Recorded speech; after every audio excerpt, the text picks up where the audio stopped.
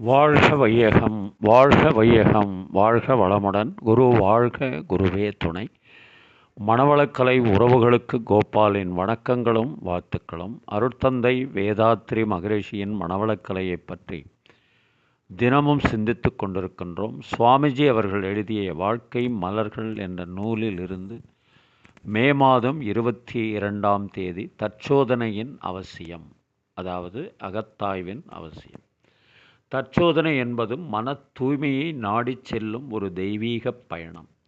ஐவுணர்வின் வயப்பட்டு ஆன்மாவானது உணர்ச்சி பெருக்கில் பல செயல்களை புரிகிறது. விளைவறிந்து செயலாற்றும் பண்பு ஓங்கும் வரையில் ஆன்மாவின் செயல்களால் பெரும்பாலும் துன்பமே விளைகின்றது. துன்பமோ பொருந்தாத உணர்வு.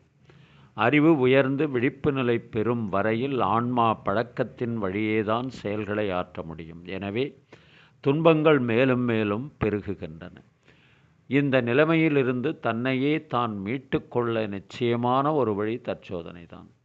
தன்னை பற்றி, தன் இருப்பு இயக்க நிலைகளை பற்றி, தன்னிடமிருந்து எழும் எண்ணங்களை பற்றி, செயல்களை பற்றி சிந்தனை செய்து நலம் தீது உணர்ந்து தீமை களைந்து நல்லன பெருக்கி பயன் காணும் ஒரு உளப்பயிற்சியே தற்சோதனையாகும். இது மனிதனின் அறிவை உயர்த்தி வாழ்வை வளப்படுத்தும் ஒரு நற்பயிற்சி. சமுதாயத்திலே நீ ஒரு பொறுப்பை ஏற்று தொழில் புரிவதால் உன்னை வளர்த்து வாழ வைத்த சமுதாயத்திற்கு நீ கடனை தீர்க்கிறாய். குழந்தைகளை ஒழுக்கத்திலும் கல்வியிலும் சிறப்படையச் செய்வதும் சமுதாயத்திற்கு ஆற்றும் ஒரு சிறந்த கடமைதான். ஒரு குழந்தையை நல்லவனாக, கல்வியில் சிறந்தவனாக உருவாக்கினால் ஒரு நல்ல குடிமகனை உலகுக்கு அளித்து உதவுகிறாய் என்பதுதான் பொருள். உன் வருவாயை விட்டு கடமைகளை மறந்து வெளியேறினால் நீ எங்கே போக முடியும்? அடுத்த வேளைக்கு பசி வந்தால் நீ என்ன செய்யப் போகிறாய்? பிச்சைத்தானே எடுக்க வேண்டும். அது பிறர்க்கு சுமையென்றோ? அருட்தந்தை அவர்கள். தற்சோதனை என்பதை திருமூலர் ஒரு கவியில், உள்ளத்தின் உள்ளே உள பல தீர்த்தங்கள் மெல்ல குடைந்து நின்று ஆடார் வினைகட பள்ளம் மேடு பறந்து திரிவரே கள்ள மனமுடைய கல்வியில்லோரே என்பார்.